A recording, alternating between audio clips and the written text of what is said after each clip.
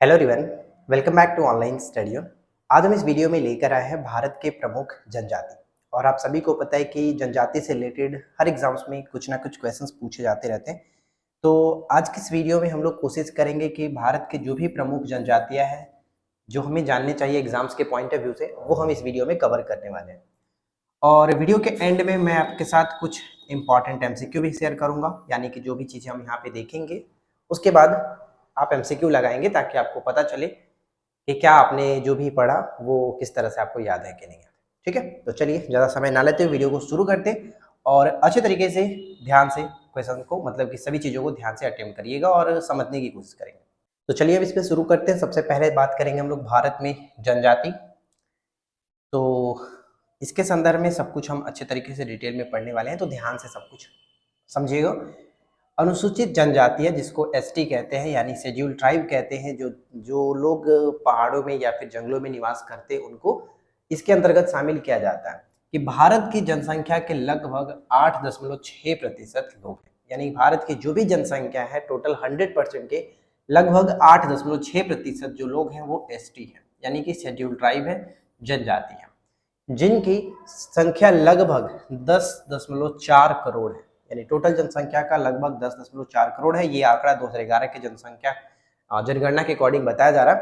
भारत में संविधान के अनुच्छेद 342 के तहत 705 से अधिक अनुसूचित जनजातियां अधिसूचित की गई है। यानी कहने का तात्पर्य ये हुआ कि अनुच्छेद तो 342 के तहत अभी तक लगभग 305 से अधिक अनुसूचित जनजातियों के बारे में बताया गया कि हाँ ये जो जनजाति है वो इसके अंतर्गत शामिल किया जाता है। सबसे अधिक जो जनसंख्या में आदिवासी समुदाय है वो उड़ीसा में, आदिवासी समुदाय सबसे अधिक उड़ीसा में। तो ये तो कुछ पॉइंट्स हो गया जो कि आपको जानना है, इंपॉर्टेंट है। अब हमें जहाँ पे क्वेश्चंस देखने को मिलता है जहां से वो हम आपको बताते हैं। देखिए 2001 से लेकर के 2011 के अवधि के दौरान अनुसूचित जनजातियों की जो दशकीय विकास दर था वो 23.7 था। कितना? 23.7 था, ये आपको याद रखना है। अब यहाँ से 2%, मतलब कि 2 पॉइंट्स जो कि इंपॉर्टेंट है। पहला, उत्तर प्रदेश में अनुसूचित जनजातियां, उत्तर प्रदेश में अनुसूचित जनजातियां का न्यूनतम अनुपात देखने को मिलता है। न्यूनतम अनुपात 0.6% देखने को मिलता है। हरिजन शब्द के स्थान पर अनुसूचित जाति का इस्तेमाल करने का अनिवार्य कर दिया गया। पहले हरिजन शब्द इस्तेमाल किया जाता था, लेकिन अब अनुसूचित जाति शब्द का इस्तेमाल इसमें इसके अंतर्गत किया जाता है। तो ये तो पहला पॉइंट आपका कवर हो गया। पीडीएफ की टेंशन मत लीजिएगा, पीडीएफ आपको टेलीग्राम पर डाल देंगे, आप वहां से इसको आप डाउनलोड करना चाहें तो कर सकते हैं। और देखिए आगे बढ़ने से पहले मैं आप लोगों से एक छोटा सा राय लेना चाहूँगा, और वो छोटा सा राय क्या है मैं आप लोगों से डिस्कस करता हूँ। अगर आप लोगों को किसी टॉपिक चाहिए, यानी कि ये तो हम अपने मन से टॉपिक लाते हैं कि हाँ ये टॉपिक इंपॉर्टेंट है, अगली क्लासेस हम ये टॉपिक पे लेंगे, लेकिन अगर आपके माइंड में भी कोई टॉपिक रहता है तो आप कमेंट कर सकते हैं नीचे कि हाँ इस टॉपिक पे वीडियो बना दीजिए, हम पूरी कोशिश करेंगे किस टॉपिक पे वीडियो लाने की। ठीक है, तो आप लोग नीचे कमेंट करके बताया करें कि हाँ ये टॉपिक चाहिए।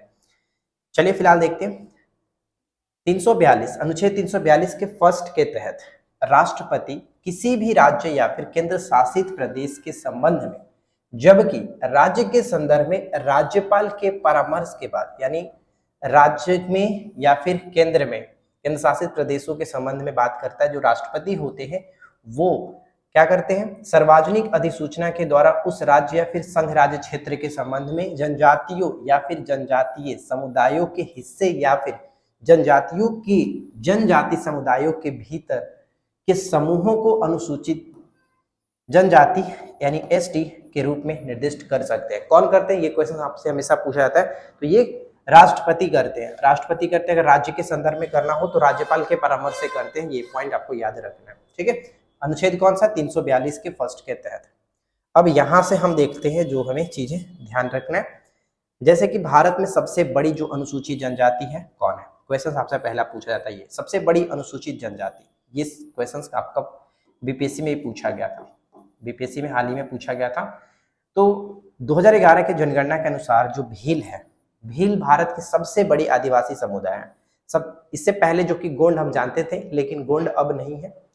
गोंड पहले था, लेकिन 2011 की जब जनगणना आया तो उसके अकॉर्डिंग भील, जो कि भारत की सबसे बड़ी जनजाति मानी जाती है, वे भारत की कुल अनुसूचित जनजातियों की आबादी का लगभग 38% माना जाता है। 37 समथिंग है, लगभग 38% हम लेकर के चलते हैं।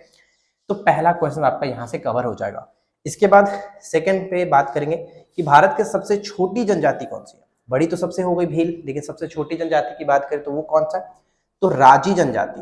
राजी जनजाति भारत की सबसे छोटी जनजातियों में से एक है और ये उत्तराखंड के पिथौरागढ़, यहाँ पे ध्यान दीजिएगा कि उत्तराखंड के पिथौरागढ़ और पंचावत जिलों के मध्य हिमालयी क्षेत्र की शैक्षिक और आर्थिक रूप से पिछड़ी जनजाति है। बस ये आपको ध्यान रखना है कि राजी जनजाति भारत की सबसे छोटी जनजाति मानी जाती है और राज्य के कुल आबादी का लगभग 669 व्यक्ति यानी 0.27% का गठन करता है। यानी सबसे छोटी जनजाति ये मानी जाती है। सबसे बड़ी जनजाति आपका हो गया भील। ठीक है, और किसी भी राज्य या फिर किसी भी संघ क्षेत्र को के जो जनजाति समुदाय है उनको अनुसूचित जाति जनजाति के रूप में कौन निर्दिष्ट करता है, तो राष्ट्रपति करता है, अनुच्छेद 342 के फर्स्ट के तहत। तो ये ध्यान रखिएगा, राज्य में किसके परामर्श से, तो राज्यपाल के परामर्श से करते हैं। तो ये सब कुछ क्वेश्चंस थे, इंपॉर्टेंट है, याद रखना है। अब इसके बाद हम आगे देखते हैं। इसके बाद नेक्स्ट है, देखिए क्या है अगला, कह रहा है कि सर्वाधिक अनुसूचित जाति। यहाँ से 4 प्रश्न आपको देखना है और चारों प्रश्न अच्छे से याद रखना है क्योंकि इन 4 प्रश्न हमेशा देखने को मिलता रहता है। देखिए क्या कह रहा है, कुछ लोग कह रहे थे कि पेन का जो साइज है थोड़ा सा मोटा कर लीजिए, पतला चलता है। चलो देखिए, सर्वाधिक अनुसूचित यहाँ पे जाति की बात कर रहा है, एससी। तो सर्वाधिक अनुसूचित जाति जो देखने को मिलता है, जनसंख्या वाला राज्य हो जाए आपका उत्तर प्रदेश। सर्वाधिक अनुसूचित जाति यानी कि एससी जनसंख्या प्रतिशत वाला राज्य कहा जाए तो वहां पे पंजाब हो जाएगा। यहाँ पे ध्यान दीजिएगा, सिर्फ और सिर्फ अगर एससी कहे तो यूपी कहेंगे, लेकिन अगर एससी में प्रतिशत की बात करता है तो वहां पे आपको पंजाब पे जाना पड़ेगा। ठीक है, पंजाब पे आपको जाना पड़ेगा। 2 प्रश्न यहाँ से ध्यान रखना है। अब यहाँ पे देखिए कि नोट में क्या है, नोट में एक पॉइंट लिखा है कि नागालैंड और अरुणाचल प्रदेश में कोई भी अनुसूचित जाति यानी एससी निवास नहीं करती है। तो ये 2 प्रश्न यहाँ से देखने को मिलेगा। अब अगला है कि सर्वाधिक अनुसूचित जनजाति यानी कि एसटी शेड्यूल्ड ट्राइब जनसंख्या वाला राज्य कौन सा है, मध्य प्रदेश। लेकिन अगर यहीं पर अनुसूचित जनजाति जनसंख्या प्रतिशत की बात करता है तो वहां पे फिर आपको मिजोरम पे टिक करना पड़ेगा। यानी एसटी में क्या हो जाएगा, एमपी हो जाएगा, लेकिन एसटी अगर प्रतिशत लगा करके पूछे तो फिर आपको मिजोरम पे जाना पड़ेगा। ठीक है, मिजोरम पे जाना पड़ेगा। तो ये चीज आपको ध्यान रखना है। ठीक है, इंपॉर्टेंट रहेगा। इसके बाद लास्ट में एक और नोट है कि हरियाणा एवं पंजाब में कोई भी अनुसूचित जनजाति नहीं निवास करती है।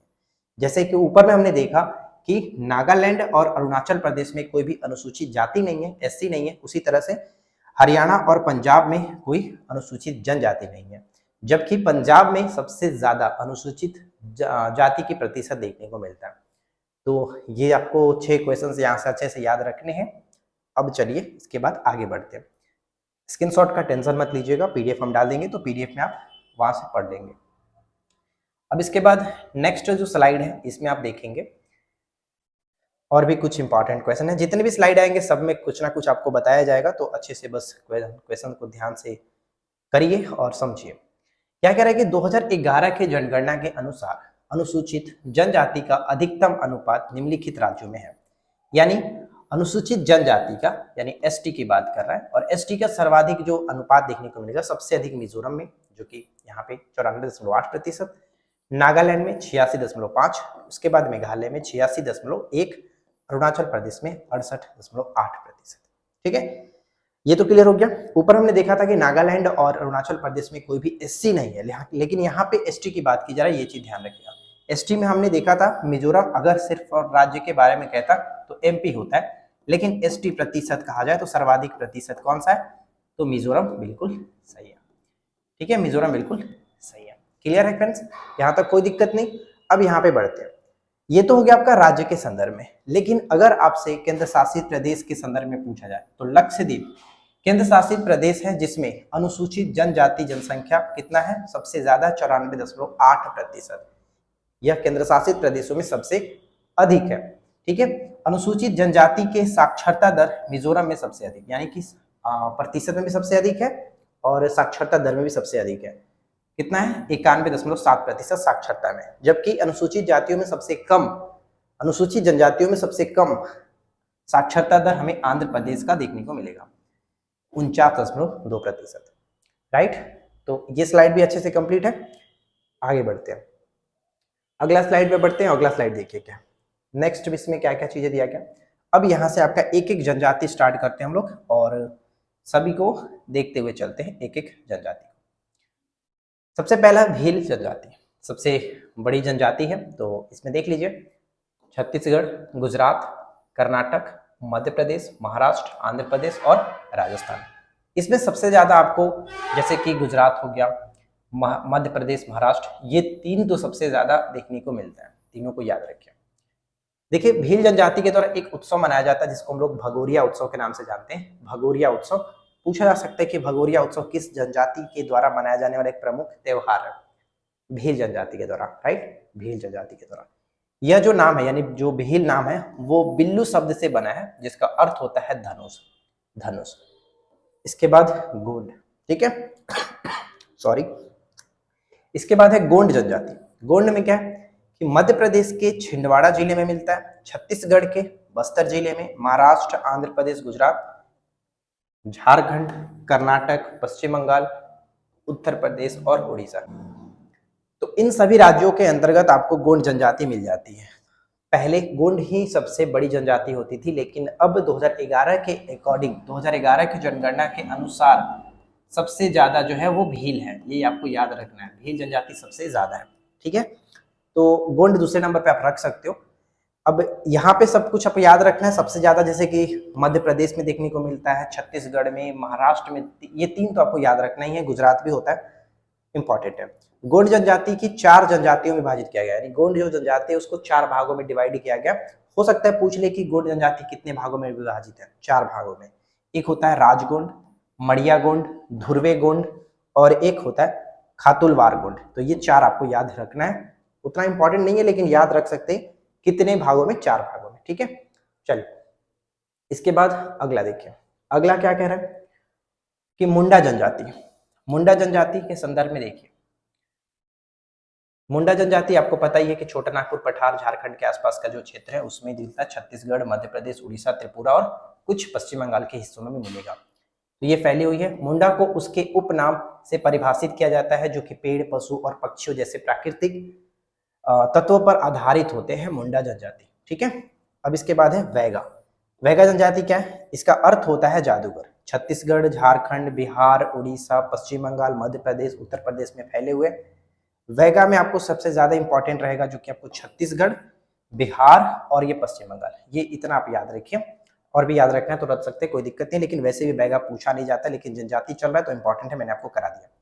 देखिए वैगा जो जनजाति है इनका बांस जो है, बांस किसका प्रजाति होता है? घास की एक प्रजाति है। तो बांस इसका प्राथमिक संसाधन माना जाता है। इस जनजाति के जो लोग हैं बांस इनका प्राथमिक संसाधन के रूप में देखा जाता है, ठीक है। आगे बढ़ते हैं। इसके बाद अगला प्रश्न, नेक्स्ट क्या है? नेक्स्ट है कोनका, कोकना है, सॉरी, कोकना जनजाति है। कोकना जनजाति का संबंध में गुजरात, महाराष्ट्र, कर्नाटक, राजस्थान, दादर और नागर हवेली। कोकना जैसे कि कोयना हम बांध जानते हैं ना, कोयना नदी पर बना हुआ, तो कोयना महाराष्ट्र में पड़ता ही है। तो महाराष्ट्र के आसपास देखिए गुजरात है, कर्नाटक है, ये देखिए। और ऐसा नहीं है कि कोई खास करके जो कुछ कुछ जनजातियां जो होती हैं वो बेसिकली सिर्फ और सिर्फ एक स्टेट में देखने को मिलता है, तो उनको तो याद रखने कोई दिक्कत नहीं है। लेकिन कुछ ऐसे भी जनजातियां हैं जो कि अगल बगल के जो राज्य है उनमें देखने को मिलता है, ठीक है। इसके बाद है मड़िया जनजाति। तो मड़िया जनजाति छत्तीसगढ़, महाराष्ट्र, मध्य प्रदेश और उड़ीसा। और मड़िया 2 प्रकार के होता है, एक बड़ा मड़िया, एक छोटा मड़िया। बड़ा मड़िया पहाड़ियों के आसपास के जंगल में केंद्रित होते हैं, जबकि छोटा मड़िया जो होते हैं वो मैदानी इलाकों में रहते हैं। तो ये दोनों आपको क्लियर होना चाहिए। इसके बाद देखिए हमारा क्या बनता है, इसके बाद है हमारा नेक्स्ट जो कि संथाली जनजाति। संथाल जनजाति आपको पता ही है, संथाल विद्रोह आपने बहुत बार पढ़ा हुआ है। तो जल्दी से कमेंट करके बताइए कि संथाल विद्रोह कब हुआ था, ये हम जानना चाहते हैं। तो संथाल विद्रोह कब हुआ था, कमेंट करिए। भारत की सबसे पुरानी जनजातियों में से एक माना जाता है संथाल जनजाति को। बिहार, छत्तीसगढ़, झारखंड, उड़ीसा और पश्चिम बंगाल के कुछ हिस्सों में इसको देखने को मिलता है, ठीक है। चलिए आगे बढ़ते हैं। और इसके बाद अगला स्लाइड हमारा ये है। इसमें क्या है? इसमें है वर्ली, जैसे कि आपको बंद्रा, वर्ली ये सब पता ही है कहाँ पर पड़ता है। तो बंद्रा, वर्ली ये सब महाराष्ट्र में है। तो महाराष्ट्र के थाणे, नासिक और धुले जिलों में, गुजरात के आसपास, कर्नाटक, गोवा, दादर और नगर हवेली में भी देखने को मिलेगा। अब इसके बाद आता है हमारा नेक्स्ट वन है कि बिरहोर जनजाति। बिरहोर जनजाति ये खानाबदोश जनजाति होती है, शिकार करने वाली जनजाति होती है। झारखंड, छत्तीसगढ़, पश्चिम बंगाल, उड़ीसा, बिहार, मध्य प्रदेश के क्षेत्रों में देखने को मिलता है। खास करके बिरहोर के संदर्भ में आप याद रखिएगा झारखंड, छत्तीसगढ़ और एक बिहार इंपॉर्टेंट रहेगा, पश्चिम बंगाल तो वैसे है ही। जनजाति के सदस्य जो होते हैं, यानी इस जनजाति के जो सदस्य होते हैं वो झूम खेती करते हैं। झूम खेती आपको पता है ना कि भारत में झूम खेती ज्यादातर नागालैंड में होता है, पूर्वोत्तर क्षेत्रों में होता है झूम खेती, जिसको हम लोग स्थानांतरीय कृषि का एक प्रकार के रूप में देखते हैं। ठीक है, और इसमें क्या होता है कि सबसे पहले खेतों को जलाया जाता है, उसको साफ करके फिर उस पर खेती की जाती है। तो ये झूम खेती यानी कि इसको हम लोग स्थानांतरित कृषि के रूप में जानते हैं, नागालैंड में सबसे ज्यादा फेमस है। इसके बाद आगे देखिए, झूम खेती के बारे में मैंने एक अलग वीडियो बनाया है जिसमें किस राज्य में किस नाम से जानते हैं, क्योंकि ये क्वेश्चंस भी ऑलरेडी आपका एग्जाम्स में पूछा गया है। ठीक है, कि किस राज्य में झूम खेती को किस नाम से जाना जाता है, तो आप उस वीडियो को देख लीजिएगा, या फिर मैं एक बार फिर से कराऊंगा, इसके बारे में टेंशन मत लीजिए। अब अगला देखिए, खासी जनजाति। खासी जनजाति, खासी, गारो ये सब तो आप पढ़ते ही हैं। तो ये क्लियर हो गया होगा कि मेघालय के खासी पहाड़ियों और असम, मणिपुर, अरुणाचल प्रदेश में देखने को मिलता है। इसके संबंध में सबसे इंपॉर्टेंट है कि प्रमुख त्योहार, जो खासी जनजाति इनका प्रमुख त्योहार होता है नोगक्रम। नोगक्रम एक त्योहार होता है जो कि खासी जनजाति के द्वारा मनाया जाता है। अगला है टोडो जनजाति। टोटो जनजाति पश्चिम बंगाल में, टोटो जनजाति खास करके पश्चिम बंगाल में ही मिलेगा, तो इसको याद रखिए, इसमें याद रखना ये आपके लिए कंपलसरी हो जाता है, इंपॉर्टेंट है। बोडो जनजाति पता ही है, सबसे ज्यादा असम में, पश्चिम बंगाल के कुछ हिस्से, नागालैंड में मिलता है। इसके बाद है अंगामी जनजाति। अंगामी जनजाति नागालैंड में देखने को मिलेगा, नागालैंड के कोहिमा में, जो कि यही जनजाति जो होती है वो हॉर्नबिल महोत्सव मनाती है। हॉर्नबिल महोत्सव मनाती है, आपको पता ही है कि हॉर्नबिल त्योहार नागालैंड में काफी फेमस है। तो ये आपका यही जनजाति अंगामी जनजाति मनाती है, याद रखिएगा। हो सकता है कि पूछ ले कि हॉर्नबिल, नागालैंड में मनाने वाला हॉर्नबिल त्योहार किस जनजाति के द्वारा मनाया जाता है, तो अंगामी जनजाति के द्वारा मनाया जाता है, याद रखना जरूरी है। ठीक है, आगे बढ़ते हैं। इसके बाद नेक्स्ट आता है हमारा भूटिया जनजाति। अब यहाँ पे देखिए कि भूटिया जनजाति सिक्किम और पश्चिम बंगाल और त्रिपुरा के कुछ हिस्सों में मिलता है। भूटिया हम शायद उत्तराखंड में भी देखने को मिलता है, उत्तराखंड के कुछ हिस्सों में। गारो जनजाति, गारो जनजाति मुख्य रूप से मेघालय की पहाड़ियों और असम में देखने को मिलता है, नागालैंड और पश्चिम बंगाल में भी। न्यासी जनजाति याद रखिए, इंपॉर्टेंट रहेगा। न्यासी जनजाति ये आपका स्पेशली मिलता है अरुणाचल प्रदेश। चेचू जनजाति आंध्र प्रदेश की मूल निवासी है। चेचू जनजाति बहुत बार पूछा गया कि चेचू जनजाति का संबंध किससे, तो ये आपका आंध्र प्रदेश से, और ये नल्ला मल्ला की पहाड़ी में स्थित होते हैं। तो ये प्रश्न ये भी है कि नल्ला मल्ला पहाड़ी कहाँ स्थित है, किस राज्य में पड़ता है, तो ये आपका आंध्र प्रदेश में पड़ता है, इसको याद रखिएगा। ठीक है, चलिए आगे देखते हैं। और इसके बाद हमारा देखिए कुछ और महत्वपूर्ण जनजातियां हैं जो कि आपको इसी तरह से रट के याद रखना है, और इसमें से कई सारी जनजातियां जो होंगी आपको याद भी होंगे, तो बस ध्यान दीजिए। क्या कह रहा है कि अवो जनजाति, अवो जनजाति नागालैंड में मिलता है, अवो जनजाति नागालैंड। गालो जनजाति अरुणाचल प्रदेश। न्यासी हमने यहाँ पे देखा, न्यासी जनजाति भी यहाँ पे मैं लिख देता हूँ, न्यासी जनजाति भी हमने यहीं पे देखा। रठवा जनजाति गुजरात, रठवा गुजरात। लिंबू या फिर लिंबू इस तरह से लिखते हैं या फिर इस तरह से, तो ये सिक्किम है, लिंबू सिक्किम। अच्छा, लेप्चा भी हमने पढ़ा है सिक्किम में, ठीक है, लेप्चा जनजाति भी सिक्किम के अंतर्गत आता है, उसको याद रखिए। ओंगे जनजाति, ओंगे अंडमान निकोबार की है। जारवा जनजाति ये भी अंडमान निकोबार की है। कुरुम्बा, कुरुम्बा केरल और तमिलनाडु, कुरुम्बा केरल और तमिलनाडु। जैसे एक टोडा होता है, टोडा भी आपका यहीं पे होता है, लेकिन टोटो हमने क्या देखा था, टोटो आपका वेस्ट बंगाल, ठीक है, वेस्ट बंगाल। जबकि टोडा जो होता है, जो टोडा होता है, टोडा तमिलनाडु के अंतर्गत, ठीक है, तमिलनाडु। चलो ये इतना याद रहेगा, तमिलनाडु। रंगमा कहाँ पे, नागालैंड, रंगमा जो होता है वो नागालैंड के अंतर्गत। भोटिया उत्तराखंड। सेंटलीज अंडमान और निकोबार, ये तो वीवीआई है ही, सेंटलीज बहुत बार पूछा गया, सभी को पता है। चलिए इसके बाद है चेचस जनजाति, चेचस तेलंगाना। जैसे चेचू हमने आंध्र प्रदेश देखा है, तो उस तरह से चेचस याद रखिए, चेचस तेलंगाना हो गया। डोगरिया कुंद, डोगरिया कुंद आपका उड़ीसा के अंतर्गत। डफला और लेम्पो जनजाति। देखिए लिम्बू जो होगा वो सिक्किम के अंतर्गत, जबकि लेम्पो जो होगा वो अरुणाचल प्रदेश के अंतर्गत। अरुणाचल में हमने न्यासी देखा, और साथ ही साथ यहाँ पे गालो जनजाति भी याद रख लीजिएगा। इसके बाद है थारू और जनसारी, थारू जंसारी, भूटिया यहाँ पे हमने देखा, ये याद रखिए। और इम्पॉर्टेंट है जैसे कि और हो गया, हो, भूमिज, ये झारखंड के अंतर्गत आते हैं, झारखंड, पश्चिम बंगाल। संथाल हमने देखा था, मुंडा हमने देखा था, तो ये सब इसी के अंतर्गत है। जैसे कि औरो जो होता है यहाँ पे कहीं कहीं उराव भी लिखता है, उराव जनजाति। अब है गरासिया, मेडा और सहरिया, इनको तो आप छोड़ ही नहीं सकते हो, इनको आप अच्छे से याद रखिए, इनको नहीं छोड़ना है, ठीक है। अब इसके बाद है लुसाई और चकमा। लुसाई और चकमा मिजोरम के अंतर्गत, लुसाई और चकमा मिजोरम के अंतर्गत। लोया, सेमा, कोन्याक ये नागालैंड के अंतर्गत। और पनियन केरल याद रखिए। सोमपेन हो गया, सेंटिनल हो गया, ये अंडमान निकोबार के अंतर्गत देखने को मिलेगा, ठीक है, अंडमान निकोबार के अंतर्गत देखने को मिलेगा। तो ये सब कुछ क्लियर हो गया। आई होप कि आपको ये अच्छे से समझ में आ गया होगा, और इनको तो याद रखना ही रखना है, और जो पीछे मैंने आपको बताया था उन सभी को याद रखिए। इसमें से बहुत सारे क्वेश्चंस होंगे जो कि आपको पेपर में डायरेक्ट देखने को मिलेगा।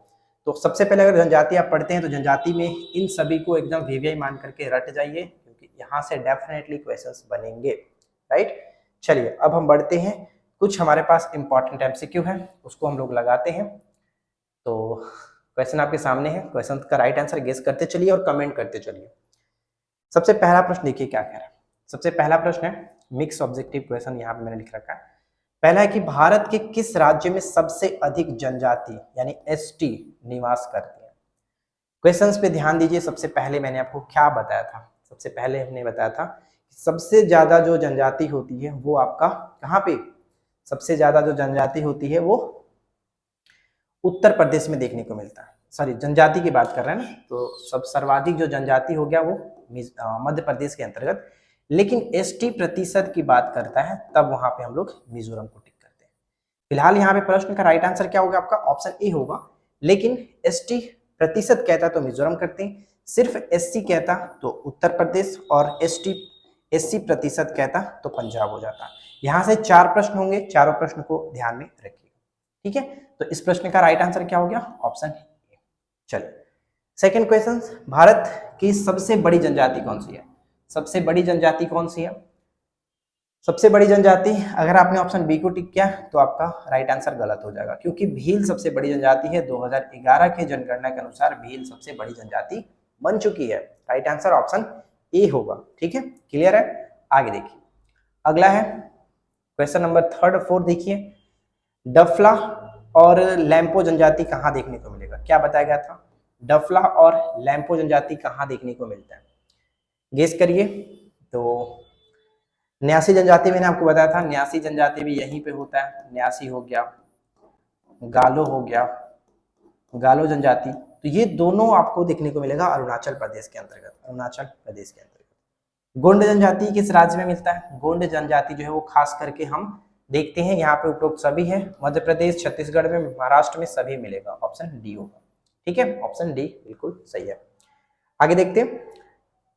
अगर अच्छा लग रहा है तो प्लीज वीडियो को ज्यादा ज्यादा लाइक करिए, चैनल पे पहली बार सब्सक्राइब कर लीजिए, क्योंकि यहाँ पे हम आपको इसी तरह की और भी मजेदार कंटेंट देंगे।